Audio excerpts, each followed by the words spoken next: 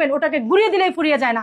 আমরা আবার সংরক্ষিত করবো 32কে 32 তালা বানাবো এবং ধানমন্ডি 32 মাথা উঁচু করে দাঁড়িয়ে থাকবে।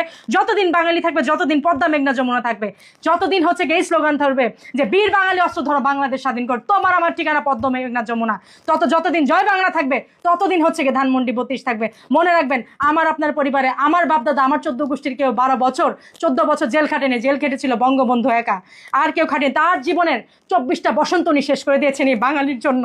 তো সেই পিতাকে আপনারা যারা অস্বীকার করেন, আপনারা যারা আজকে প্রশ্নবিদ্ধ করেছেন, আপনারা আজকে তাকে নিয়ে যারা বিতর্ক সৃষ্টি করেছেন, মহাকাল আপনাদের বিচার করবে। একটা মানুষ এই পৃথিবীতে নেই, তার অস্তিত্ব আজ বেঁচে আছে। আমরা আজ পর্যন্ত তাকে লালন করি, 20 কোটি লোক তাকে লালন করে। চাইলেও আপনারা বঙ্গবন্ধুকে শেষ করতে পারবেন না। বঙ্গবন্ধু বাংলাদেশের, বঙ্গবন্ধু আমাদের সবার। মেধা যোগ্যতা ছাড়া দেশ চালানো যায় না ভাই।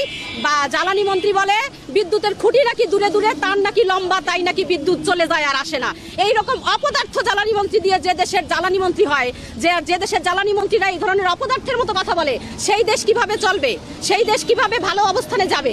দেশকে আমাদের 80-র দশকে নিয়ে যাচ্ছে। যখন 80-র দশকে আমরা হারিকেন দিয়ে লেখাপড়া করতাম, সেই জায়গায় আমাদের দেশকে নিয়ে যাচ্ছে এখন। আমরা কি 80-র দশকে চলে যাচ্ছি তারেক রহমান? আমরা কি 80-র দশকে চলে যাব? না, আমরা 80-র দশকে যাব না। আমরা 21 শতাব্দীতে আছি। আমরা আরো সামনের দিকে আগাবো। আমরা দেশকে সিঙ্গাপুর করব, আমরা দেশকে মালয়েশিয়া করব। এরকম দেশ আমরা চাই না, এরকম দেশে আমরা থাকবো না। আমরা জনগণকে পাশে নিয়ে সামনে নামবো, রাস্তায় নামবো, এবং এভাবে আমরা সরকার চলতে দিব না। বিদ্যুতের ভুতুড়ে বিদ্যুৎ বিল দেখে মানুষ একেবারে হয়রান হয়ে আছে। বিদ্যুৎ নিয়মিত আসে না, বিদ্যুৎ নিয়মিত থাকে না, মাঝে মধ্যে আসে, মাঝে মধ্যে টুকি ঝুঁকি মেরে আবার চলে যায়। আমরা এই ধরনের জনজীবন বিপর্যস্ত করায় আমরা তীব্র নিন্দা এবং প্রতিবাদ জানাচ্ছি। পাশাপাশি গোপালগঞ্জের মুক্তিকামী জনতাকে নিয়ে ইনশাআল্লাহ বিদ্যুতের এই সংকট মোকাবেলা করার জন্য আমরা রাজপথে প্রস্তুত আছি। এইভাবে একটা দেশ চালানো সম্ভব নয়। কিভাবে দ্রব্য মূল্যের ঊর্ধ্বগতি আপনারা দেখতে পাচ্ছেন। কোনো জিনিসের দাম 1.5 গুণ 2 গুণ, কোনো জিনিসের দাম 3 গুণ। জনজীবন বিপর্যস্ত। আমরা চাই মানুষের মাঝে এবং সরকারের মাঝে, জনতার মাঝে এবং ক্ষমতার মাঝে একটা ভারসাম্য তৈরি হোক। যার নির্বাচন আগে দেখেছিলাম বিএনপি দল থেকে বলা হয়েছিল যে নির্বাচনের পরে সকল সমস্যার সমাধান হয়ে যাবে, কিন্তু নির্বাচনের পরে আমরা দেখতে পাচ্ছি তেলের দাম বৃদ্ধি, বিদ্যুৎ নেই। গোপালগঞ্জ জেলায় প্রতিনিয়ত 10 থেকে 12 ঘন্টা বিদ্যুৎ থাকে না। গ্যাসের দাম বৃদ্ধি, সাধারণ জনগণের নাবিশ্বাস তৈরি হয়ে আসছে। তাই আমরা সরকারের কাছে দাবি রাখবো অতি দ্রুত এই তেল, গ্যাস, বিদ্যুতের যে সমস্যা রয়েছে এটা সমাধান করা হোক, এবং জনগণের প্রতি যে ওয়াদা করা হয়েছিল সেই ওয়াদা বিএনপি সরকার রক্ষা করুক। নির্বাচন আগে দেখেছিলাম বিএনপি দল থেকে বলা হয়েছিল যে নির্বাচনের পরে সকল সমস্যার সমাধান হয়ে যাবে, কিন্তু নির্বাচনের পরে আমরা দেখতে পাচ্ছি তেলের দাম বৃদ্ধি, বিদ্যুৎ নেই। গোপালগঞ্জ জেলায় প্রতিনিয়ত 10 থেকে 12 ঘন্টা বিদ্যুৎ থাকে না। গ্যাসের দাম বৃদ্ধি, সাধারণ জনগণের নাবিশ্বাস তৈরি হয়ে আসছে। তাই আমরা সরকারের কাছে দাবি রাখবো অতি দ্রুত এই তেল, গ্যাস, বিদ্যুতের যে সমস্যা রয়েছে এটা সমাধান করা হোক। এবং আওয়ামী লীগের আমলে গ্যাস পাচার করছে, ইলিশ মাছ পাচার করছে, আসলে কি পাচার করছে এখন তো আমরা বুঝতে পারতেছি। আসলে এটা কথার ছিল। শেখ হাসিনার আমলে আমরা ইলিশ মাছ খাইতে পারছি, এখন ইলিশ মাছের সামনেই যাওয়া যায় না। আমি একজন দোকানের একটা মাহাজন হয়ে বলতেছি যে আমি 2 বছরে ইলিশ মাছ কেনার সাহসই পাইনি। একটা ইলিশ মাছ 3000 টাকা দিয়ে কেনার মতো আমার সামর্থ্য নাই। যারা কিনে হয়তোবা তারা মাদকের সাথে জড়িত, আর নাইলে 5000 টাকা খরচ করে একটা ইলিশ মাছ কেনার মতো একজন ভালো মানুষ, একটা মানুষের 2-3 লাখ টাকা আয় করা ছাড়া ইলিশ মাছ খাওয়া সম্ভব না। আমরা বলতে চাইতেছি যে শেখ হাসিনার আমল হোক আর বিএনপির আমল হোক আর তত্ত্বাবধায়ক সরকার হোক, আমরা দেশে ভালো চলবার চাই। আমরা কে আসলো কে গেল এটা আমাদের জানার দরকার। আমরা সরকার আনছি যে শেখ হাসিনার আমলে সমস্যা ছিল, এটা ছিল ওইটা ছিল, আমরা বলছি, কিন্তু বর্তমানে যে সমস্যা আমরা জর্জরিত হয়ে গেছি, আমরা খুব কঠিন এই দেশে জন্ম নিয়ে আমাদের মনে ভুল হয়ে গেছে। আমরা জানি যে রূপপুর পারমাণবিক কেন্দ্র বন্ধ হয়ে গেল, আমরা কিন্তু এর ব্যাক ইন্ডের ঘটনাটাই জানি না। কারণ সরকার কেন জানি অনেকটা ইউনূস সরকারের মতো মুখ খুলে কম। এখানে দেখেন একটা আওয়ামী লীগের সাথে যে চুক্তিটা হয়েছিল রূপপুর পারমাণবিক কেন্দ্রের রাশিয়ার, সেটা হয়েছিল ডলারে। এখন দেখা গেল ডলার নিতে গেলে পেমেন্টটা দিতে হবে ডলারে। বাংলাদেশের টাকা নেই তা না, পেমেন্ট করার টাকা আছে। সমস্যা হচ্ছে যে রাশিয়ার উপরে স্যাংশন দেওয়া আছে, আমেরিকা স্যাংশন দিয়ে রেখেছে। সো ডলারে সে পেমেন্ট নিতে পারছে না। সে আমাদের চায়না ইয়েনে তাদেরকে পেমেন্ট দিতে চেয়েছিল, কিন্তু চাইনিজরা যেহেতু রাশিয়ার উপর স্যাংশন দিয়ে আছে, তারাও এটাতে এগ্রি করছে না যে তোমরা এত ইয়েন আমাদের এখান থেকে তোমরা রাশিয়ান ইয়েতে করবা, এটা আসলে সম্ভব না। তারা এখন যেটা চাচ্ছে যে ইন্ডিয়ান রুপিতে নিতে। ঠিক আছে ইন্ডিয়ান রুপিতে আমরা দিতে পারি, এর জন্য তো আমাদের সময় লাগবে, ধর মিনিমাম 2 থেকে 3 মাস লাগবে। এবং আরেকটা মজার বিষয় হচ্ছে ইন্ডিয়া, রাশিয়া, বাংলাদেশ যদি ইন্ডিয়ান রুপিতে পেমেন্ট নেয় পার্মানেন্টলি, তাহলে ইন্ডিয়া, রাশিয়া এবং বাংলাদেশের মধ্যে কিন্তু একটা অভ্যন্তরীণ চুক্তি হতে হবে। সেই চুক্তিটা তো আমাদের মধ্যে হয়নি, এই কারণে কিন্তু আমাদের ইলেকট্রিসিটির প্রবলেম চলছে। কিন্তু সমস্যা হচ্ছে সরকারের যে মন্ত্রণালয় সে একেবারে উদাসীন, সে জনগণের দেখছে জনগণ নিষ্পেষিত হচ্ছে, প্রবলেম ফেস করছে, তার মুখে সে কুলু পেটে বসে আছে, সে কিন্তু প্রবলেমটা খুলে বলতে পারে। এক্স্যাক্টলি গ্যাসের প্রবলেমটা তাই, গ্যাস তো আমরা সিএনজি কিনে আনতে হয়, তাই না? এবং সিএনজি কিনে আনতে গিয়ে আপনি জানেন যে সিএনজি আমরা আগে কাতার থেকে অনেক কম দামে, এবং মুসলিম রাষ্ট্র হিসেবে কাতার আমাদেরকে অনেক কম দামে বিক্রি করতো। কিন্তু আমেরিকার সাথে চুক্তি হওয়ার পরে এই যে মানে ইউনুস সরকার যে চুক্তিটা করে গেছিলেন, এই চুক্তি হওয়ার ফলে আমরা এখন bound to purchase CNG from USA. তো এখন এই যে বাউন্ড হয়ে গেলাম, এখন আমরা ডাবল দামে কিনছি সিএনজি। সো আমাদের আর্থিক ঘাটতি ঘটছে এবং আমাদের সময়টা বেশি লাগছে, কারণ চায়না থেকে আমেরিকার ডিস্টেন্সটা বেশি, কাতার থেকে আমেরিকার ডিস্টেন্সটা বেশি। তো এই ক্ষেত্রে যে সময়টা ব্যয় হচ্ছে এবং এই যে রেজিম চেঞ্জ হলো, তাই না? আপনার তো একটা সম্পূর্ণ কান্ট্রি চেঞ্জ হয়ে গেছে, সব সিস্টেম চেঞ্জ হয়ে গেছে, এটার জন্য আমরা গ্যাসের প্রবলেম পড়ছি। কিন্তু গভর্নমেন্ট এখানে কুলু পেটে বসে আছে, গভর্নমেন্ট তার প্রবলেমটা খুলে বলছে না, গভর্নমেন্ট প্রবলেমটা ক্লিয়ার করেনি। এবং আরেকটা হলো পরিকল্পনার অভাব। গভর্নমেন্টের মধ্যে আমরা এই মন্ত্রণালয় মানে জ্বালানি ও খনিজ মন্ত্রণালয়ের মন্ত্রীদের সুস্পষ্ট তাদের মধ্যে পরিকল্পনার অভাব দেখতে পাচ্ছি, যে আগামী দিনে বাংলাদেশ গ্যাস কোথা থেকে পাবে, আগামী দিনে বাংলাদেশ কোত্থেকে ইলেকট্রিসিটি পাবে, এই জিনিসগুলো কেন জানি আমরা তাদের মধ্যে দেখছি না। যার কারণেই কিন্তু আমরা আজকে এই প্রবলেমটার মধ্যে পড়েছি। আমরা কিন্তু একটা মারাত্মক রকম কষ্টের মধ্যে যাচ্ছি। আমাদের এখন ইলেকট্রিসিটি নাই, ইলেকট্রিসিটি বিল অনেক আসছে হঠাৎ করে, আবার রান্নাঘরে গ্যাস নাই, গাড়ির গ্যাস নাই, মানে একটা করে 4-5টা প্রবলেম আসছে। তার মধ্যে রাজনৈতিক প্রবলেমগুলো তো আছেই, ব্যবসা বাণিজ্য নয়, মানুষের ইনকাম কমে গেছে, মানুষের সব দিক থেকে মানুষ নিষ্পেষিত হচ্ছে। এবং আমার মনে হচ্ছে প্রধানমন্ত্রীর কাছে এই খবরগুলো তার মন্ত্রণালয় দিচ্ছেই না, বা তার যে কুতুবরা আছে, তার যে কুতুবুদ্দিন আইবেকরা আছে, তারা তার কাছে এসব খবরই পৌঁছায় না, যার কারণে প্রধানমন্ত্রী এসব ব্যাপারে ওয়াকেবল না এবং সে এগুলোকে নজরআন্দাজ করছে। এবং তারেক জিয়া সাহেব তিনি কিন্তু তার যে প্রথম সরকার পরিচালনা করেছিলেন বঙ্গবন্ধুর নাম কিন্তু উনি নিয়েই কিন্তু সংসদ শুরু করেছিলেন। তো কাকে আপনারা অস্বীকার করবেন? যেখানে তারেক জিয়া আজকের এই আপনাদের এত চাপের মুখে বঙ্গবন্ধুর নাম বলেছে, তারপরে আপনারা চিন্তা করে দেখেন যে পারবেন কিনা বঙ্গবন্ধুকে আপনারা শেষ করতে। ধানমন্ডি 32 আপনারা ভাঙলেন, আপনাদের বিচার তো হবে আল্লাহ সুবহানাহু ওয়া তাআলার দরবারে। এবং আরেকটা কথা মনে রাখবেন, ধানমন্ডি 32 এটা শুধু তাদের ঠিকানা না, এটা পুরো জাতির ঠিকানা। আজ আমাদের পর্যন্ত ধানমন্ডি 32 ঠিকানা, মনে রাখবেন ওটাকে ঘুরিয়ে দিলেই ফুরিয়ে যায় না। আমরা আবার সংরক্ষিত করবো 32কে 32 তালা বানাবো এবং ধানমন্ডি 32 মাথা উঁচু করে দাঁড়িয়ে থাকবে যতদিন বাঙালি থাকবে, যতদিন পদ্মা মেঘনা যমুনা থাকবে, যতদিন হচ্ছে এই স্লোগান থাকবে যে বীর বাঙালি অস্ত্র ধরো বাংলাদেশ স্বাধীন কর, তোমার আমার ঠিকানা পদ্মা মেঘনা যমুনা। যতদিন জয় বাংলা থাকবে ততদিন হচ্ছে ধানমন্ডি 32 থাকবে। মনে রাখবেন আমার আপনার পরিবারে আমার বাপদাদা আমার 14 গোষ্ঠীর কেউ 14 বছর জেল খাটেনি, জেল খেটেছিল বঙ্গবন্ধু একা, আর কেউ খাটেনি। তার জীবনের 24টা বসন্ত উনি শেষ করে দিয়েছেন এই বাঙালির জন্য। তো সেই পিতাকে আপনারা যারা অস্বীকার করেন, আপনারা যারা আজকে প্রশ্নবিদ্ধ করেছেন, আপনারা আজকে তাকে নিয়ে যারা বিতর্ক সৃষ্টি করেছেন, মহাকাল আপনাদের বিচার করবে। একটা মানুষ এই পৃথিবীতে নেই, তার অস্তিত্ব আজ বেঁচে আছে, আমরা আজ পর্যন্ত তাকে লালন করি, 20 কোটি লোক তাকে লালন করে। চাইলেও আপনারা বঙ্গবন্ধুকে শেষ করতে পারবেন না। বঙ্গবন্ধু বাংলাদেশের, বঙ্গবন্ধু আমাদের সবার। আওয়ামী লীগের একার কোনো সম্পত্তি বঙ্গবন্ধু না, বঙ্গবন্ধু কালে কালে যুগে আমাদের সবার। উনি মরে যাননি, উনি মহাজাগতিক সফরে গিয়েছেন, উনি আমাদের ভেতরে থাকবেন। এখনো জয় বাংলা বলে আমাদের গায়ে অনুরণ হয়, এখনো জয় বাংলা বলে তোরা ভয় পাস। এবং তোরা যে আন্দোলন করেছিলি, এই আন্দোলনের মূল ছিল যে সে বঙ্গবন্ধুর বাংলায় বৈষম্যের ঠাঁই নাই। অতএব মনে রাখিস, সাধু তোরা সাবধান, তোদের জন্য বঙ্গবন্ধু আমাদের রেখে গেছে এবং বঙ্গবন্ধু আমাদের অস্তিত্বে লালন করি। সেই বাঙালি আমরা যাতে বাঙালি, আমরা বাঁশকে অস্ত্র বানিয়ে তোদের মারতে পারি। তিতুমিরের বাঁশের কেল্লা থেকে আরম্ভ করে 71 পর্যন্ত যত কৃষক ছিল, যত কামার চামার ছিল, তারা সবাই নিরস্ত্র ছিল, তাদের কোনো অস্ত্রের ট্রেনিং ছিল না, কিচ্ছু ছিল না। কিন্তু বঙ্গবন্ধুর এক কথায় যে জয় বীর বাঙালি অস্ত্র ধরে বাংলাদেশ স্বাধীন করো, ঘরে ঘরে প্রতিরোধ দুর্গ গড়ে তোলো, এই এক কথায় যদি হ্যামিলিনের বাসিওয়ালার মতো তারা অস্ত্র ধরতে পারে, যে কৃষক শুধু হাতে শুধু কাঁচি ধরতো, সেই কৃষক যদি মনে কর এভাবে করে কাঁচি কাটা করতে পারে পাকিস্তানিদের, আমরাও পারবো। অতএব 15ই আগস্ট থাকবে, বঙ্গবন্ধু থাকবে, আওয়ামী লীগ থাকবে, তোরা কেউ কিছু করতে পারবি না। কারণ এই সব কিছু, এই 3টা জিনিস আমাদের। 15ই আগস্ট বাঙালির জন্য সারা জীবন থাকবে, এটা আমাদের শোক দিবস, এটা আমাদের হচ্ছে সারা বাঙালির হচ্ছে কলঙ্কিত অধ্যায়। আমরা সারা জীবন 15ই আগস্ট পালন করব এবং 15ই আগস্ট হচ্ছে আমাদের শপথের প্রধানই যে এই 15ই আগস্টে আমাদের পিতাকে তোরা মেরেছিস, আমরা শোককে শক্তিতে রূপান্তরিত করেছি। এবং 81 সালে আমাদের প্রধানমন্ত্রী শেখ হাসিনা উনি যখন দেশে এসেছেন, ওনাকে দেখতে হাজার হাজার লাখ লোক এই সারা বাংলাদেশ থেকে ট্রাক ভরে এসেছে, হেঁটে এসেছে, গরুর গাড়িতে এসেছে একবার শুধু মুজিব কন্যাকে দেখার জন্য। এবং ওই দিনে উনি শপথ নিয়েছিলেন যে 81 থেকে উনি আবার সেই প্রজ্বলিত করবেন সেই দল আওয়ামী লীগকে। আজকে আওয়ামী লীগ প্রতিষ্ঠিত দল এবং আওয়ামী লীগের হচ্ছে 1 কোটি নেতাকর্মী, আজ পর্যন্ত 35 লাখ মামলা হামলা নিয়ে যে দলটি দাঁড়িয়েছে তার নাম হচ্ছে আওয়ামী লীগ। অতএব তোরা ভয় পাবি না, তোরা চিন্তা করবি না, তোদের ছেড়ে দেওয়া হবে। কিন্তু এই সন্ত্রাসী হায়নারা গার্ড রেজিমেন্টে যারা ছিল তাদের কাছ থেকে নতুন গুলি দিবে বলে বাসার সমস্ত গুলি তারা নিয়ে রেখেছিল, যার জন্য বঙ্গবন্ধুকে সেদিন তারা রক্ষা করতে পারেনি। তার বাসার যে কাজের লোক সে তার জন্য আত্মাহুতি দিয়েছে বঙ্গবন্ধুর জন্য, তারপরেও দেশের এই হায়নারা তার জন্য দেয়নি। তার যে ছোট্ট ছেলেটি রাসেলকে মার কাছে নিয়ে যাবে বলে উপরতলা দোতলা নিয়ে রাসেলকে মেরে ফেলা হলো।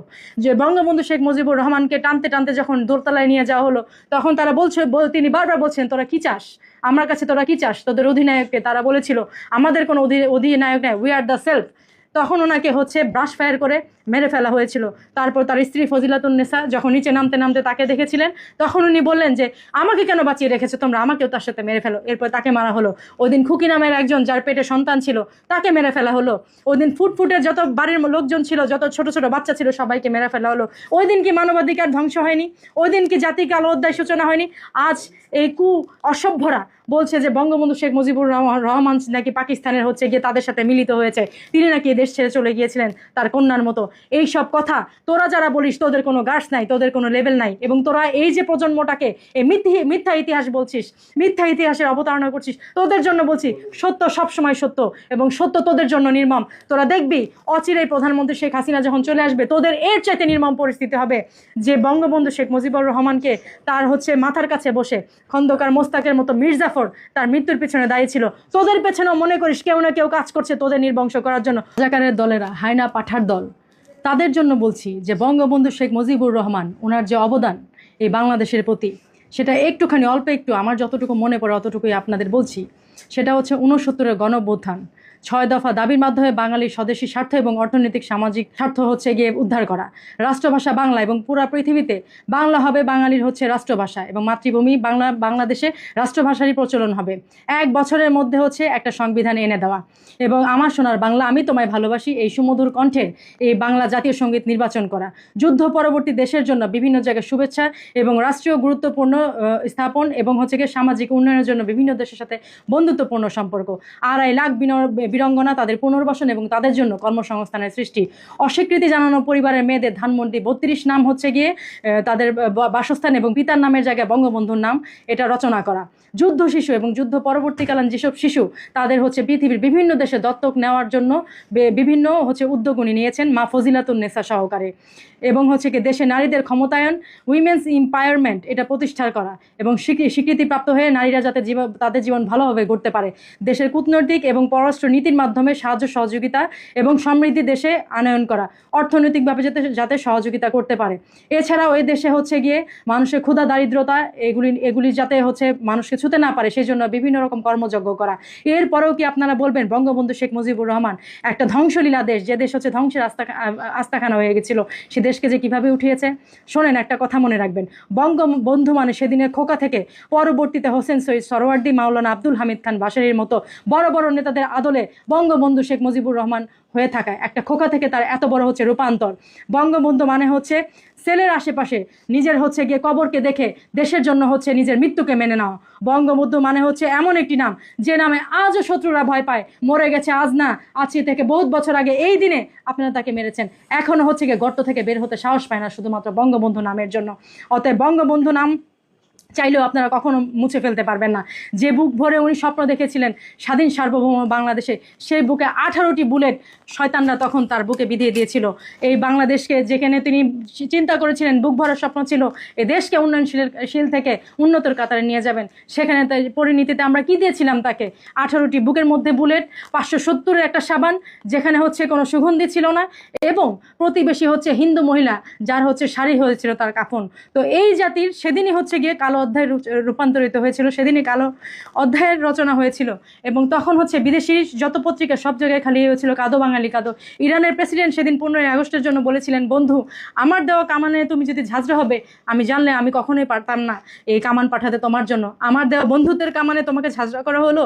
যেদিন 15ই আগস্ট ছিল ফজরের সময় শত্রুরা শয়তানরা তার বাসায় গিয়ে হচ্ছে একদল পদভ্রষ্ট আর্মি অফিসার তার বাসায় সেনিয়াবাদ এবং তার হচ্ছে গিয়ে মাহফুজিল্লাতুন্নেসা তার বাবার বাড়ি এই সব জায়গায় মানুষকে হচ্ছে মারা শেষে গিয়ে 32 নম্বর বাড়িতে যখন অবস্থান করলো তখন নিচের গার্ডদের বঙ্গবন্ধু শেখ মুজিবুর রহমান বারবার বললেন যে গার্ড রেজিমেন্টে যারা আছো তারা প্রস্তুত হও। আজ 5ই আগস্ট পুলিশ হত্যা দিবস এবং এই দিবসে আমি সশ্রদ্ধভাবে সম্মান করতে চাই এবং তাদের স্মরণ করতে চাই যারা আত্মাহুতি দিয়েছেন এই 5ই আগস্টে।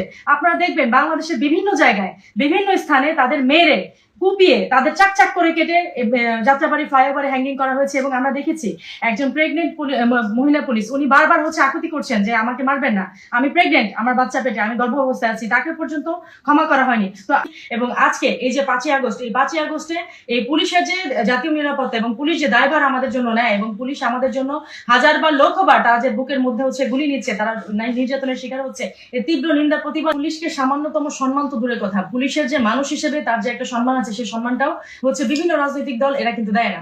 কিছুদিন আমরা দেখলাম যে একজন পুলিশ কর্মকর্তা উনি হচ্ছে রাস্তার মধ্যে দাঁড়িয়েছিলেন, একজন বিএনপি বা সামহাও জানি না, আমার এখন মনে পড়ছে না, কোনো দলীয় লোক, তাকে তিনি বলেছিলেন যে রাস্তার ফ্রন্ট লাইন দিয়ে না যেতে। তিনি হচ্ছে গিয়ে সে লাইন ব্রেক করে তার পায়ের উপর দিয়ে চলে গেছেন এবং তিনি হচ্ছে রাস্তায় বসে তখন চিৎকার করে কান্না করছিলেন যে আমরা কি আপনাদের নিরাপত্তা দেই না, আজকে কেন আমরা অনিরাপত্তায় ভুগবো। তো এই যে কার্যকলাপ এগুলো তীব্র নিন্দা এবং প্রতিবাদ জানাচ্ছি। আজকে দেখেন আপনারা আলিফের চোখ নিয়ে হচ্ছে গিয়ে এক চোখ ব্যান্ডেজ করে আপনারা প্রতিবাদ করছেন। এই সেম প্রতিবাদ কি আপনারা করেছিলেন যেদিন আসিয়া মারা গেল, যেদিন হচ্ছে গিয়ে রামিসা মারা গেল এবং এর মধ্যে আরো কত তাজা প্রাণ চলে গেল। কথা প্রিন্ট মিডিয়াতে এবং সোশ্যাল মিডিয়া বিভিন্ন পোর্টালে দেখেছি যে এরা হচ্ছে নারায়ণগঞ্জ যখন যায়, এই যে এনসিপি এবং জামাত এবং হবিগঞ্জে যখন যায়, এদের কি করে পুলিশ বিশেষ প্রোটোকল দিয়ে কিন্তু এদের নিয়ে আসে। আজকে তাদের জন্য হচ্ছে পুলিশ তাদের পিঠে মার নিচ্ছে, তাদের বুকে গুলি পেতে দিচ্ছে এবং এই পুলিশের জন্য তাদেরকে এহেন কিছু করণীয় নেই। পুলিশ কিভাবে জীবন দিয়ে যাবে তাদের জন্য, আমাদের জননিরাপত্তার জন্য। একটা দেশের সরকার যদি হাফ আপনি গভর্নমেন্ট বলে সেটা হচ্ছে গিয়ে বাংলাদেশ পুলিশ বাহিনী এবং সেনাবাহিনী। তো আপনারা কিন্তু এদের এই পরিবার কিভাবে চলে, এদের বাবা মা কিভাবে চলে এবং এদের দিন যাপন কিভাবে হচ্ছে সেজন্য কিন্তু তাদের জন্য সামান্যকৃত অর্থ বরাদ্দ বলেন, তাদের জন্য কোনো সহানুভূতি বলেন এবং আপনারা এত কিছু সমাবেশ করেন, তাদের জন্য কিন্তু এই পর্যন্ত কিচ্ছু করেনি, কিন্তু সহযোগিতার বেলায় তাদের আপনারা সামনে পান। এবং পুলিশের প্রতি হচ্ছে গিয়ে যে এই একজন অন ডিউটি পুলিশের উপরে যে নির্যাতন এবং তাকে হচ্ছে হামলা করার বাংলাদেশ দণ্ডবিধি এবং সিআরপিসি অনুযায়ী তাদের উপর যে শাস্তির বিধান সেটা আমি সংক্ষেপে আপনাদের জানাচ্ছি। বাংলাদেশে কর্মরত পুলিশ কর্মকর্তা এবং তার উপর হামলা এবং সরকারি কাজে বাধা প্রদান বা ফৌজদারি বল প্রয়োগের শাস্তি অপরাধের তীব্রতার উপর ভিত্তি করে নির্ধারিত হয়েছে। দণ্ডবিধি 1860 আপনার দি প্যানেল কোড 1816 অনুযায়ী শাস্তির বিধানগুলি হচ্ছে প্রাণনাশের চেষ্টা বা হত্যার চেষ্টা 302 এবং 307 ধারায় যদি করা হয় তাহলে তার সর্বোচ্চ শাস্তি হচ্ছে 10 বছর থেকে যাবজ্জীবন কারাদণ্ড এবং 302 ধারায় এটি সরাসরি হত্যা মামলা হিসেবে গণ্য হবে এবং এর শাস্তি মৃত্যুদণ্ড এবং যাবজ্জীবন কারাদণ্ড হতে পারে। তো সেদিক থেকে হচ্ছে সারা দেশের জনগণ প্রত্যেকেই সতর্ক থাকতে হবে, রাজনৈতিক দল সবাইকে সতর্ক থাকতে হবে এবং পুলিশকে, যেহেতু হাফ গভর্নমেন্ট আমাদের দেশের পুলিশ এবং তারা আমাদের 24 ঘন্টা নিরাপত্তা দেয়, তাদের প্রতি সম্মান এবং শ্রদ্ধা এবং সড়কে যারা থাকবে তাদের জন্য নিরাপত্তা প্রদান করতে হবে। আজকে বাংলাদেশকে বিভস্ত করা হচ্ছে, বাংলা নারীকে বিভস্ত করা হচ্ছে। আমি বাংলাদেশ, ফারজানাপা বাংলাদেশ, আমাদের মাহিয়া মাহি, আমাদের শাওনাপা বাংলাদেশ, আমাদের প্রত্যেককে কি আপনারা বিভস্ত করবেন? আমাদের প্রত্যেককে কি আপনারা এভাবে করে মারবেন? আজকে বাংলাদেশে 2.5 লক্ষ বীরাঙ্গনাকে এই দিনের জন্য হচ্ছে গিয়ে যে তাদের যে প্রাণের আত্মাহুতি দিয়েছিল, এই দিনের জন্য কি তারা সম্ভ্রম সবকিছু বিসর্জন করেছিল যে আজকে আমাদের হচ্ছে আপনারা উলঙ্গ করে রাস্তাঘাটে আমাদের কর্মস্থলে গিয়ে আপনারা গিয়ে মারধর করে আসবেন? বালের জুলাই 71 চান্দাবাজ ধান্দাবাজের জন্য করানো হয়নি। আমাদের দেশ এখন 2 ভাগে বিভক্ত, একটা হচ্ছে গিয়ে দল আর একটা হচ্ছে গিয়ে লীগ। কেউ জুলাইয়ের পক্ষে, কেউ জুলাইয়ের বিপক্ষে। তো আমরা যারা সাধারণ জনগণ তারা আসলে মূলত কার দলে যাব? আমরা যারা দেশকে যারা ভালোবাসি তারা মূলত কোন পক্ষে যাব? জুলাইয়ের পক্ষে যাব নাকি জুলাইয়ের বিপক্ষে যারা আছে তাদের পক্ষে যাব? কারণ তারাও আমার তো ভাই। তা আমি কোন ভাইয়ের সঙ্গে আমি তো থাকবো? এটা লিখে আপনি কি বোঝাতে চাচ্ছেন? এটা আমি বুঝাতে চাচ্ছি এই যে 2-3 হাজার দেশপ্রেমিক ছেলেগুলো যাদেরকে মারা হয়েছে কিংবা যাদেরকে হত্যা করা হয়েছে, এদের তো একটা স্বার্থ ছিল, এদের যে আত্মত্যাগটা এটা যাতে কত বৃথা না যায়, এটা যাতে আমরা আজীবন মনে রাখতে পারি। আমি লিখেছি এই দেশে দুর্নীতি, চান্দাবাজ, ধান্দাবাজ, আমাকে যাচাই করতে হবে, আমার চিন্তাধারা, আমার ব্যবহার, আমার ভাবনাটা অ্যানালাইসিস করবেন। আমি কি কাপড় পরে এসেছি আর কোন ড্রেসে আমি আপনার সামনে দাঁড়ালাম সেটা কিন্তু মুখ্য বিষয় না। মুখ্য বিষয়টা হচ্ছে গিয়ে আমি আপনাকে কি মেসেজটা দিতে চাচ্ছি সেটা। আমার মেসেজটা হচ্ছে যে বাংলাদেশে কোনো দুর্নীতি হবে না, কারণ বাংলাদেশ স্বাধীন দুর্নীতির জন্য হয় নাই। দুর্নীতিদের জন্য চান্দাবাজ ধান্দাবাজের জন্য বাংলাদেশটা স্বাধীন হয় নাই, 71 চান্দাবাজ ধান্দাবাজের জন্য করানো হয়নি। বাংলাদেশটা স্বাধীন করছি আমাদের সুন্দর একটা দেশ পাওয়ার জন্য, সুজলা সফলা বাংলাদেশ পাওয়ার জন্য মূলত। তো সেইটাই যেহেতু আমরা পাইনি, কেউ ভারত বিরোধী, কেউ হচ্ছে পাকিস্তান বিরোধী, এই যে দুই ভাগে বিভক্ত আমাদেরকে করা হচ্ছে, কিন্তু আমরা কিন্তু কেউ দেশপ্রেমিক হিসাবে আমাদেরকে কেউ দেখে না। আমরা নিজেদের মধ্যে আমরা দুইটা ভাগ হয়ে গেছি। যেমন আপনি যদি বলেন মা বড় নাকি বউ বড়, তাহলে কিন্তু এখানে পরিস্থিতি আপনাকে করবে যে কে কোন সময়ের জন্য বড়। আসলে মূলত হচ্ছে কি, আমি মেসেজটা পাঠাতে যাচ্ছি যে আমাদের এই 24টা যাতে বৃথা না যায়। আর যদি যাদের বৃথা যায় তারা ওই যে CDI যে যারা বলে তাদের পক্ষেও আমি আছি, বালের জুলাই। আপনি যদি CDI বলতে পারেন তাহলে আমিও তো বলতে পারি, আপনারই ভাই আমিও তো বলতে পারি বালের জুলাই। আর আপনার বিবেকে যদি না বলতে পারে, আপনি যদি ওটাকে ঘৃণাতে চোখে দেখেন, তাহলে আপনি অবশ্যই বলবেন যে না, 24টা বৃথা যেতে দেব না। ৩৬ নম্বর বাঙালির আতুর ঘর, ওটি শেখ হাসিনার শুধু বাবার বাড়ি না, ওটি আমার বাড়ি, আপনার বাড়ি, সবার বাড়ি, আমাদের মুক্তিযুদ্ধের আতুর ঘর। সেই ঘরে তারা আপনার বুলডোজার দিয়ে আঘাত করেছে। 7 দিনের মধ্যে যদি সরকার কোনো দৃশ্যমান পদক্ষেপ না নেয়, তাহলে আমাদের বাধ্য হব আমরা মহামান্য হাইকোর্ট ডিভিশনে রিট পিটিশন দায়ের করার জন্য। আইনের শাসনের প্রথম কথা ইনকোয়ারি। ডক্টর মোহাম্মদ ইউনূসের যে দীর্ঘ অপরাধের তালিকা, একটা হচ্ছে হার্ম ট্র্যাজেডি, ভ্যাকসিন না এনে, number 2 highest corruption. Even doctor ইউনূসের বন্ধু ডক্টর ইফতেখারুজ্জামান বলেছে ইউনূসের আমলে 45% বেশি টাকা পাচার হয়েছে সুইস ব্যাংকে। তৃতীয়ত হচ্ছে আমাদের সর্বোচ্চ আইন সংবিধান, সেই সংবিধানের আর্টিকেল 24-23-তে আছে জাতীয় সাংস্কৃতিক ঐতিহ্য রাষ্ট্র রক্ষা করবে। ঐতিহাসিক স্মৃতিস্তম্ভ, জাতির হৃদস্পন্দন স্মৃতিস্তম্ভ রক্ষা করবে। ইউনূসের আমলে আমরা দেখেছি মুক্তিযুদ্ধের সমস্ত স্তম্ভকে মবের মাধ্যমে সে ভাঙিয়ে দিয়েছে। 32 নম্বর বাঙালির আতুর ঘর, ওটি শেখ হাসিনার শুধু বাবার বাড়ি না, ওটি আমার বাড়ি, আপনার বাড়ি, সবার বাড়ি, আমাদের মুক্তিযুদ্ধের আতুর ঘর। সেই ঘরে তারা আপনার বুলডোজার দিয়ে আঘাত করেছে, আর্টিকেল 24-এর ভায়োলেশন।